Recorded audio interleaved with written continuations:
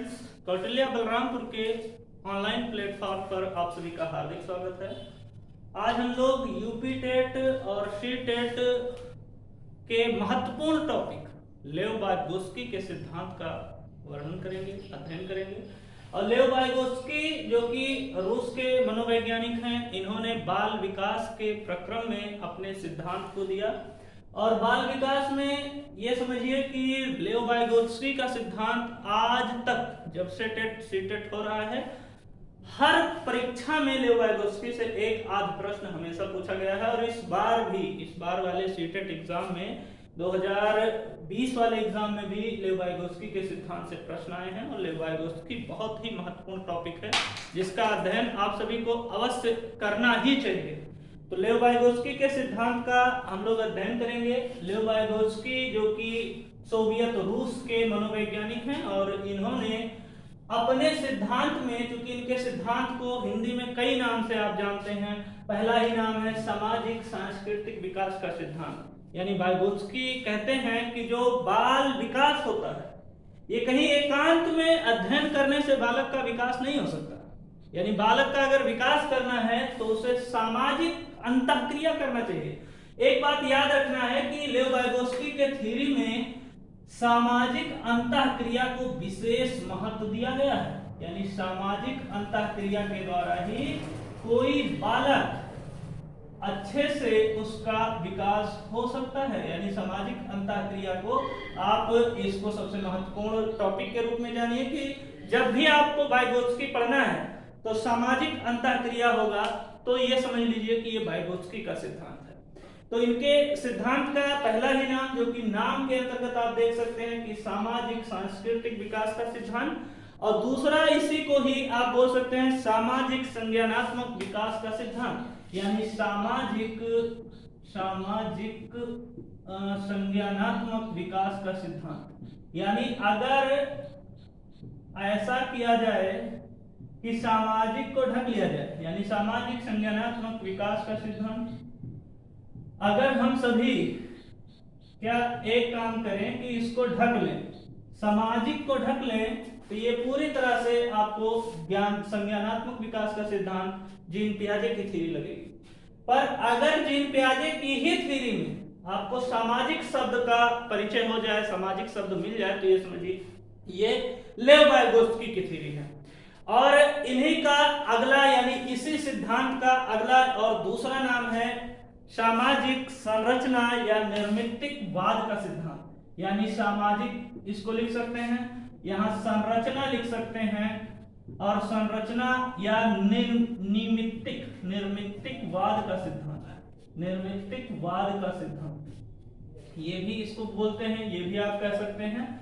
यानी सामाजिक संरचना या निर्मितिकवाद का सिद्धांत, तो इसको लगभग इन तीन नामों से जाना जाता है। आप ये समझिए कि अगर आपको कहीं भी ये वाला नाम मिले, सामाजिक सांस्कृतिक विकास का सिद्धांत, तो भी आप समझिए कि वाइगोत्स्की की थ्योरी है। सामाजिक संज्ञानात्मक विकास का सिद्धांत मिले तो भी समझिए कि वाइगोत्स्की की थ्योरी है। और सामाजिक संरचना या निर्मितिकवाद का सिद्धांत अगर आपको पेपर में नजर आए तो ये समझिए कि ये वाइगोत्स्की का सिद्धांत है। अब हम देखें कि वाइगोत्स्की ने मुख्य रूप से तीन शब्दों पर जोर दिया है। यानी वाइगोत्स्की अपने थ्योरी में, अपने सिद्धांत में तीन शब्द बताए हैं, जिसमें पहला शब्द ये बताया है वाइगोत्स्की ने कि जो ये बाल विकास का प्रक्रम जो होता है, उसमें सबसे पहले आज तक जो सबसे ज्यादा प्रश्न पूछा जाता है वो MKO से पूछा जाता है, मोर नॉलेजेबल अदर। यानी ज्यादा ज्ञानी दूसरा, ज्यादा ज्ञानी दूसरा। यानी इन्होंने ये कहा कि कोई भी बालक किससे सीखेगा? जो उससे ज्यादा जानता हो, ज्यादा ज्ञानी दूसरा। अच्छा, अभी आप ही ये समझिए कि बच्चे जो होते हैं बाल विकास के प्रक्रम में, बेसिक में यही बात उनको याद रहती है कि हमेशा अपने समकक्षी लोगों से भी सीख सकते हैं, पर सीखेंगे उसी से जो आपसे ज्यादा जानता हो।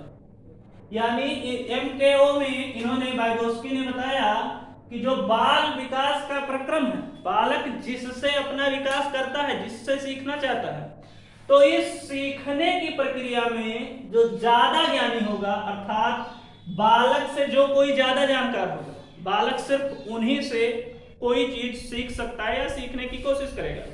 अभी अगर समकक्षी की बात करें, सेम अगर बराबर एज के लोग बात कर रहे हो, तो वहां पर बालक उतना इंटरेस्ट से नहीं सुनेगा।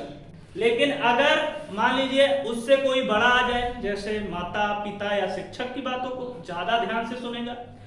तो ज्यादा ज्ञानी दूसरा MKO में वाइगोत्स्की ने बताया कि कोई भी अध्ययन या कोई भी विकास, जो चीज बालक सीखना चाहता है, इसके लिए जब उससे कोई ज्यादा व्यक्ति जानेगा तभी वो उससे सीख सकता है। जैसे आप मान सकते हैं माता पिता से सीख सकता है।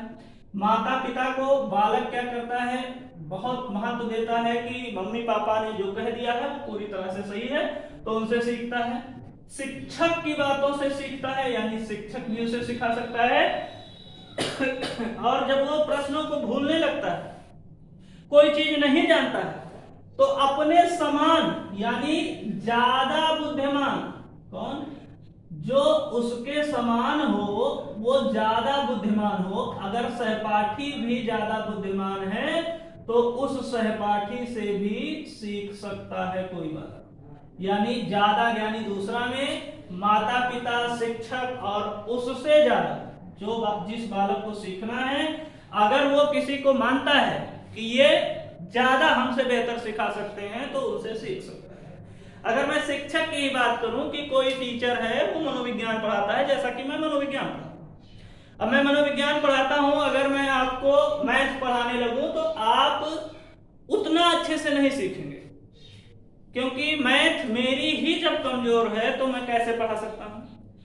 तो अगर सहपाठी से कोई पढ़ रहा है तो जिस विषय में उसकी पकड़ मजबूत, जैसे आप सभी देखते ही होंगे कि आप अपने होमवर्क को करते समय अपने से बुद्धिमान या तेज लड़का जो आपकी क्लास में बार बार टॉप करता है, उसके पास पहुंचते हैं, उसके नोट्स को लेते हैं और अपने होमवर्क को कर लेते हैं।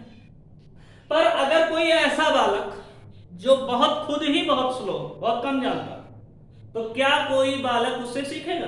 तो नहीं सीखेगा। वाइगोत्स्की कहते हैं मोर नॉलेजेबल अदर, यानी ज्यादा ज्ञानी दूसरा, जो ज्यादा ज्ञानी होगा, जिसके पास ज्यादा ज्ञान होगा, उसी से कोई बालक सीखेगा। अब अगर जब पहला व्यक्ति अर्थात जैसे माता पिता या शिक्षक से तो सीखेगा ही, अब कोई बालक ऐसा मिल जाए जो बिल्कुल भी मैथ न जानता हो और मैथ बताने लगे, तो कोई बालक इंटरेस्ट से सीखेगा ही नहीं।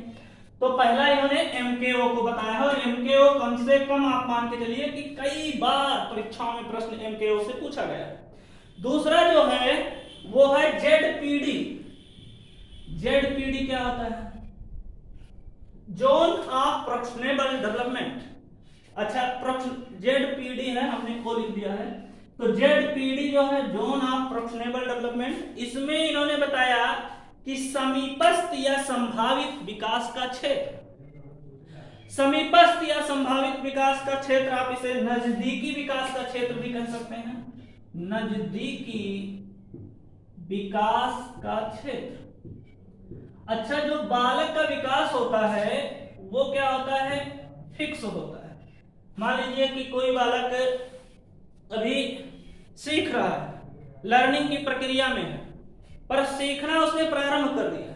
मान लीजिए कि वाइगोत्स्की ने, अच्छा मानना क्या है, वाइगोत्स्की ने अपने थ्योरी में ही, अपने सिद्धांत में यह देखा कि कई बच्चे खेल रहे हैं और खेलने की प्रक्रिया में वो मान लीजिए हाथी से खेल रहे हैं, हाथी का खिलौना है, खेल रहे हैं, और हाथी के खिलौने ऐसे हैं कि जो उनके पैरों को जोड़ के हाथी बनाया जा सकता है, पैरों को जोड़ के या बॉडी को जोड़ के हाथी को बनाया जा सकता है।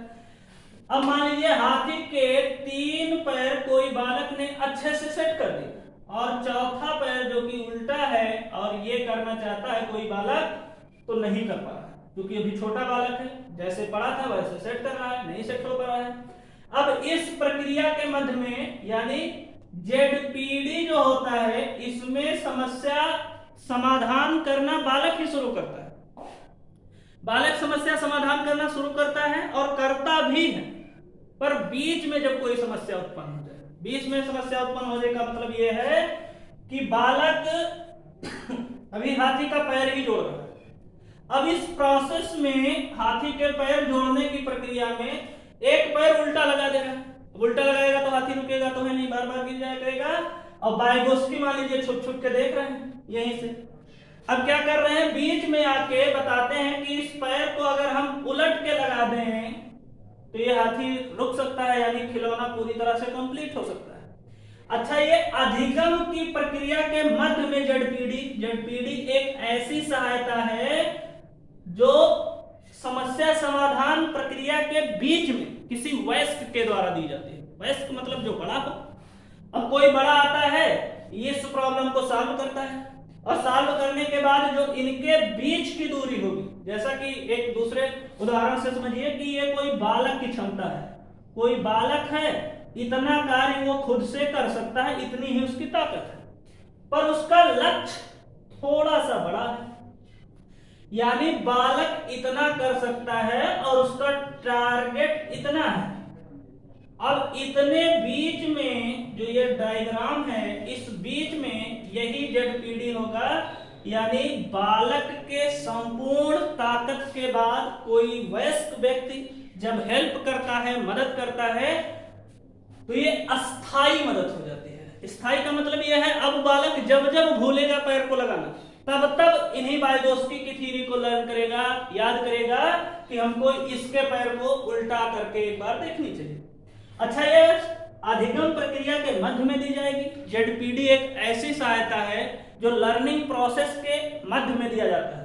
जब मध्य में कोई चीज दिया जाएगा तो वो जो ज्ञान होगा वो पूरी तरह से स्थायी हो जाएगा, क्योंकि बच्चा इसमें इन्वॉल्व था, बच्चा कर रहा था, पूरे मेहनत से कार्य कर रहा था, पर इसके वो कर नहीं पा रहा था, बार बार प्रयास कर रहा था, हजारों कोशिशें की होंगी। अब इसके बाद जब आपको किसी चीज की नीड हो और उसी समय तत्काल आपकी उस नीड की पूर्ति की जाए, तो वो जो ज्ञान होगा वो ज्ञान कैसा हो जाएगा, अस्थायी ज्ञान हो जाएगा, जिसे आप ZPD zone of personable development कहते हैं या नजदीकी विकास का क्षेत्र कहते हैं। इसी को समीपस्थ विकास का क्षेत्र भी बोला जाता है। तो समीपस्थ विकास का क्षेत्र आप बोलिए या नजदीकी विकास का क्षेत्र बोलिए या जेडपीडी बोलिए, बात एक ही है। अगला है स्कैफोल्डिंग। अच्छा, इन्होंने तीन चीजें, एक तो MKO दिया। MKO में इन्होंने क्या कहा, मोर नॉलेजेबल अदर, यानी मुझसे ज्ञानी या ज्यादा ज्ञानी कोई दूसरा इन्होंने जेडपीडी बताया, ZPD zone of personable development, समीपस्थ विकास का क्षेत्र। अब MKO में बालक जो होगा वो उसी से सीखेगा जो उससे ज्यादा जानकार होगा, और जेडपीडी वाली स्थिति यह होगी कि जेडपीडी में कोई बालक किसी वयस्क से सहायता लेगा पर लर्निंग प्रोसेस के मध्य में लेगा। अगला है स्कैफोल्डिंग। स्कैफोल्डिंग क्या होता है,